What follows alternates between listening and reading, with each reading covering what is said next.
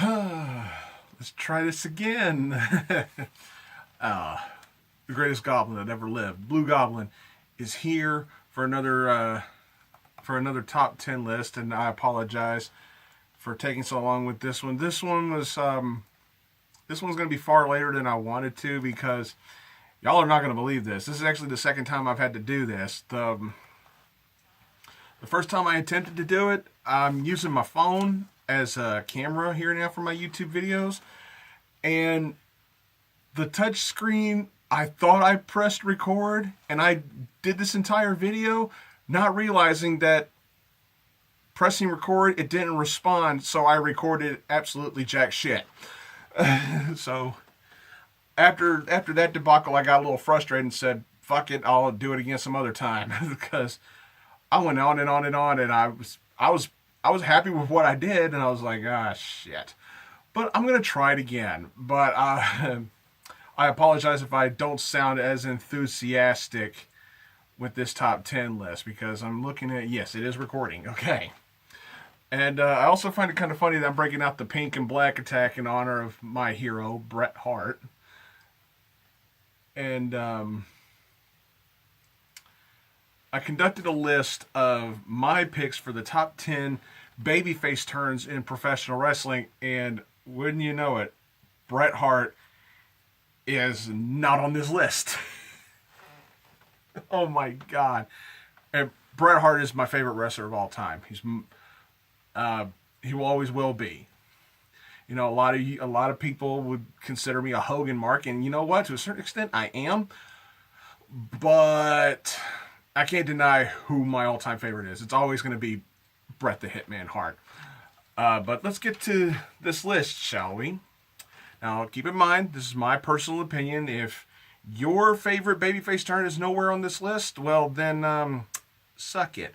Okay. And, yeah, this is mostly, this is all WWE or WWF. Yeah. There is no WCW on here at all. Okay, let's get started. Number 10. I hate to say it, but it's true, because watching this as a little kid, I was 10 years old when this happened. And I'm sorry, guys, I gotta say it. The birth of the Lex Express, Lex Luger body slamming Yokozuna for America. Oh my God. Yes, I'm dead serious. That is my number 10 pick for my all-time favorite babyface turns in professional wrestling. Yeah, seeing the narcissist coming out of that helicopter dressed up as an American flag, and he gets in the ring and he body slammed Yokozuna in probably one of the worst body slams I've ever seen in my life, but he still did it, and the crowd popped. Now, you got to understand, as bad as the Lex Express angle was, and as ridiculously laughable as that match between Lex Luger and Yokozuna at SummerSlam 93 was, with one of the most bizarre and most ridiculous finishes in the history of professional wrestling, you can't deny that Lex Luger coming out to body slam Yokozuna when so many others tried and failed, to see him do that, it is still to this day an awesome moment. Probably one of the best highlights of Lex Luger's entire career. You know, after a failed run in WWF, he would go on to WCW, where he became a white-hot topic and later became a world champion, deservedly so. I always thought Lex Luger was a little underappreciated and a little underrated as a performer and as a wrestler, because, you know, when the time called for it, he could really do a pretty decent match every once in a while. So I have to give credit where credit is due and give it up for the total package, Lex Luger. Number 9. This is going to shock a lot of y'all with this being so low on the list. CM Punk's pipe bomb on Monday Night Raw.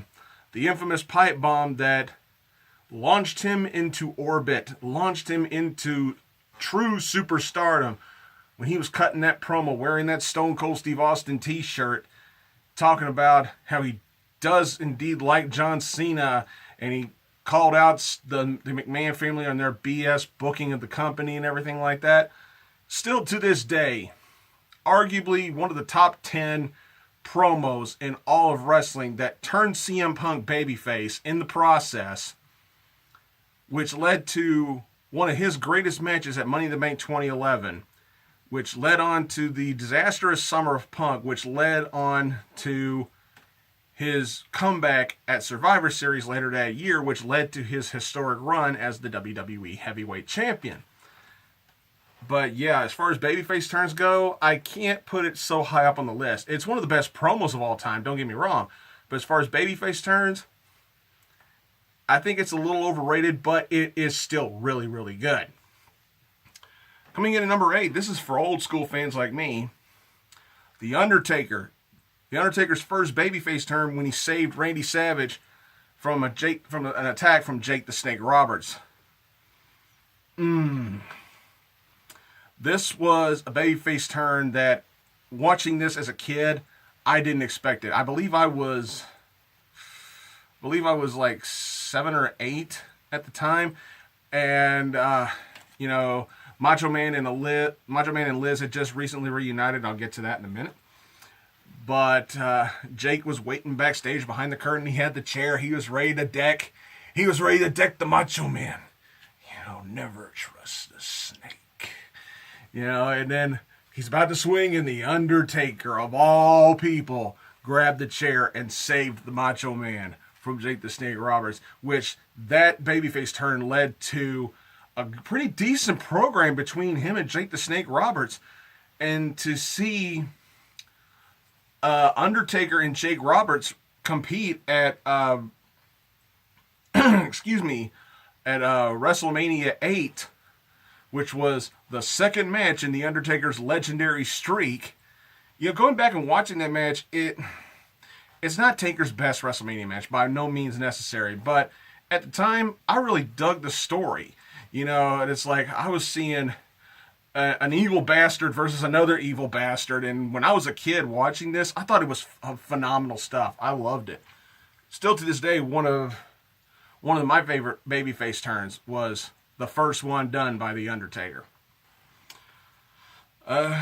Coming in at number 7, Andre the Giant turns on Bobby Heenan at WrestleMania 6. Andre the Giant and Haku, the Colossal Connection, had just dropped the WWF Tag Team titles to Demolition. Bobby Heenan gets Andre in the corner, starts slapping him, and Andre's like, fuck you, and he grabs Bobby Heenan by the throat, and he's like, you do not stop a giant. And he starts paintbrushing him, and in that right hand, and Heenan sold it like a cartoon champion. Heenan sold the hell out of that punch, and God bless him for, being such a sport and helping Andre when everybody knew Andre just didn't have anything left for his career. And just to see Andre, that was pretty much Andre the Giant's swan song in the World Wrestling Federation. And to see him going out a hero, I can't deny it. That was just so phenomenally well. And because Andre the Giant, if I were to put up a list of people I respect the most in professional wrestling, Andre the Giant would be top 5 easily, maybe even top 3. Okay? He's that fucking awesome in my eyes. Andre the Giant was and still is to this day the true definition of the word legend. Number 6, The Rock becomes the People's Champion once again. We are at the Monday Night Raw the night after Backlash 1999, the inaugural Backlash event. And The Rock's cutting a promo, and you think he's about to heel on Austin a little bit more. No. He calls out Shane McMahon, and Shane McMahon comes out bitching and griping, saying, Rock, I practically gave you the World Wrestling Federation Championship, and The Rock got thrown out of the corporation, and within the next year became arguably one of the greatest stars the business has ever known. Phenomenal stuff. And it all started the night after Backlash. Yeah, people were already cheering him before this happened, But the babyface turn didn't really happen until this night, and it was a phenomenal turn, which led to The Rock in his fucking prime. Number 5, this is a personal favorite of mine. I don't care whose list this turn is on or isn't on. You can't deny. This is one of the greatest babyface turns in terms of storytelling. Now, who ends up turning face in this scenario did not really become one of the biggest stars in the business. And quite frankly, he became one of the most forgettable stars in the business. But in terms of storytelling and storyline progression, this is way up there. And that's Virgil finally turning on Ted DiBiase. After years of abuse and after years of just constant badgering from the $1 Million Man, Virgil finally had enough.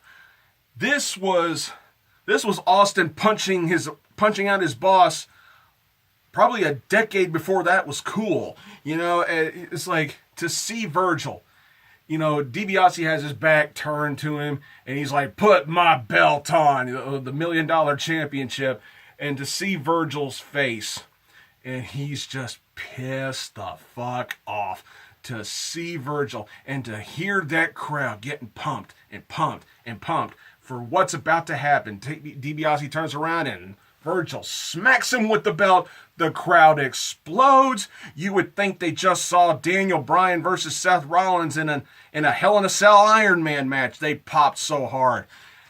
It was phenomenal, and it led to one of the greatest moments in pay-per-view history when Virgil became the first man to defeat DiBiase for the $1 Million title in one of the greatest finishes ever done. Melodramatic to the max, but it was phenomenally done, and this babyface turn, in terms of storytelling, will forever go down as one of the all-time greats. Fucking love it.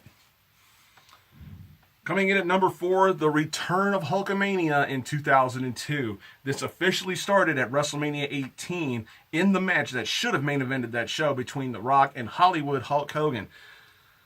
Hulk Hogan had wrestled clean with The Rock. The Rock got the victory, and shortly afterwards, Nash and Hall kick him out of the NWO. The next night on Raw, Hogan tears off the NWO shirt and declares himself a babyface, and it launched the reunion tour for Hulkamania to run wild again, and gave us one of Hogan's best years in the business. And he was putting people over like crazy. He put over Kurt Angle. He put over The Rock at WrestleMania when he could have easily politicking and said, you know, this doesn't work for me, brother. I got to go over, brother. You know, he could have done that. He really could have.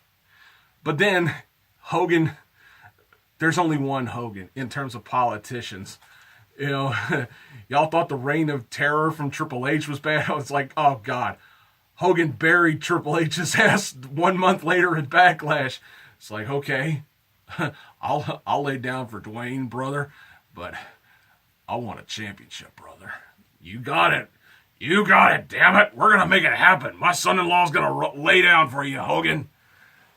It's like, think about this. Hogan's babyface turn completely overshadowed Triple H's comeback story. And you got to think about this. Oh my God, this is hilarious now that I think about it. Triple H tears his quad a year ago, comes back at the beginning of 2002, gets the biggest ovation of his entire career. He goes on to win the most predictable Royal Rumble match of all time. He has this feud between him and Kurt Angle and his ex-wife on kayfabe-wise. He goes on to win the undisputed title in the main event. Nobody gave a shit. And here comes Hogan just burying his ass a month later, completely squashing this incredible comeback story that Triple H and the company tried to tell.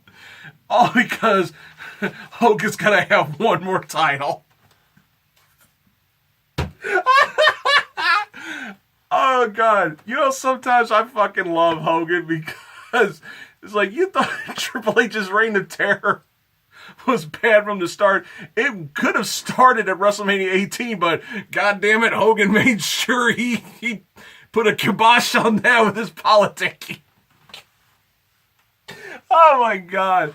Every time I think about that scenario, I crack up because Triple H thinks he's a politic, he can eat a dick. Hogan just buried his ass at Backlash.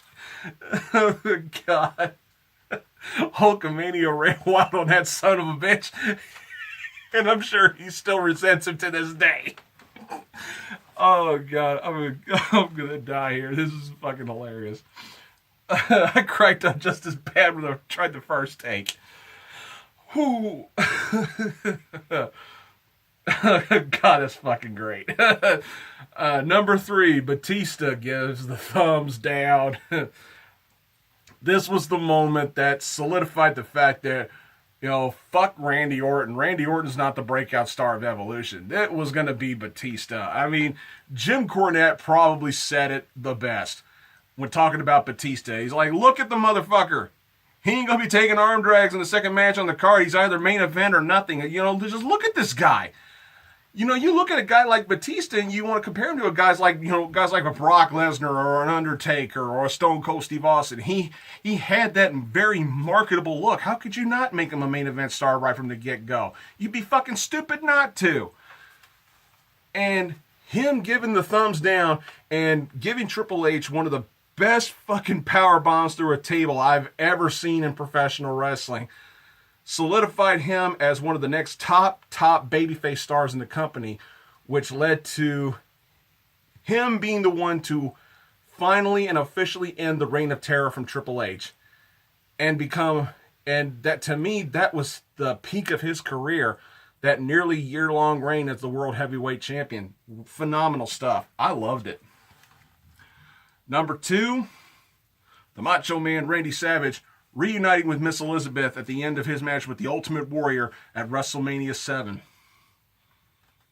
Man, to see the Macho King lose his career to the Warrior, get backstabbed by sensational Sherry Martel, and to see Miss Elizabeth run down there and save her man, and to see Savage, Savage and Elizabeth looking at each other. Savage still playing the crowd. His career is over, but even then, Savage still knew how to work a crowd. And that crowd just ate this shit up. And to see in one moment the Macho King die and the resurrection of the Macho Man, Randy Savage, as he reunited and embraced Miss Elizabeth.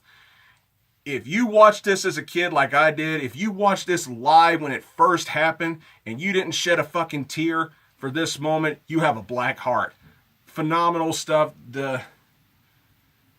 It wasn't Savage at his peak, but goddamn, that is a moment that I watched it live when it first happened, as it was happening, and still to this day, it's a moment I will never ever forget. God bless both Randy Savage and Elizabeth. It's so sad that they're both gone. My number 1 babyface turn of all time, and if you saw the thumbnail, you pretty much know what this is. My number 1 greatest babyface turn in all of professional wrestling has to go to Stone Cold Steve Austin at WrestleMania 13. How could it not be number 1? The greatest double turn in all of wrestling. You had Brett going in the face, Austin going in the heel, and by the end of the match, they swapped. There's been plenty of double turns in wrestling before, but this is by far the best one, because it happened at the biggest show of the year. It was 2 of the biggest stars in the company. It was a high-profile match, and it was an unforgettable moment with Austin bleeding profusely in the face, which was later put on a fucking t-shirt, and to see Austin pass out. He went in the heel, but he refused to die. He refused to give up the fight. And after the match was over, the fans had no choice but to respect him. The fans had no choice but to embrace him and appreciate what a hard worker he was. The fans had to respect him. And it was a babyface turn that led to the launching of arguably the biggest star in the business at that time. And easily the top babyface of the Attitude Era. How can this not be the top babyface turn in all of wrestling? Austin was launched a year later as the top star of the company, the top star of wrestling, the biggest draw of the Attitude Era that wasn't named Vince McMahon. My God, you cannot deny it. It's not even up for debate. It's not even a question. You know, while Austin may not be my all-time favorite, and I still say Hogan was the bigger star, fight me. It's true. Get over it. Austin will never be seen as bigger as a bigger star than Hogan in my eye. Nobody was bigger than Hogan. Not even my hero, Bret Hart. But you cannot deny that the turn for Austin to be embraced with such respect and such appreciation, it will forever go down as the best babyface turn of all time. It has to. No other babyface turn can top it. Not even Hogan's babyface turn in 2002 with the relaunch of Hulkamania. Not even he could top that. And he was the bigger star. What else can you say? Austin's babyface turn was the best one ever done, and that's the bottom line. So there you go. There's my top 10 favorite babyface turns in all of pro wrestling. I hope you enjoyed it, and I hope you subscribe for more, because I've got more videos to come. I've got more comics to review, more topics to discuss. Oh, there's quite a few things I want to talk about, and I can't wait to get a chance to do it. So sit tight and subscribe if you haven't done it already. If you would like to make a PayPal donation, the link is in the description below. Click on it if you want to give me a donation. Anything would be appreciated. Not to mention, I can't forget my shout out to my bros, the Mount Vernon Kid, Deadpoolzilla, and of course my old buddy Brandon Hex, even though he's not really doing anything that much anymore. But yeah, thanks for watching, everybody. Y'all take care. Later.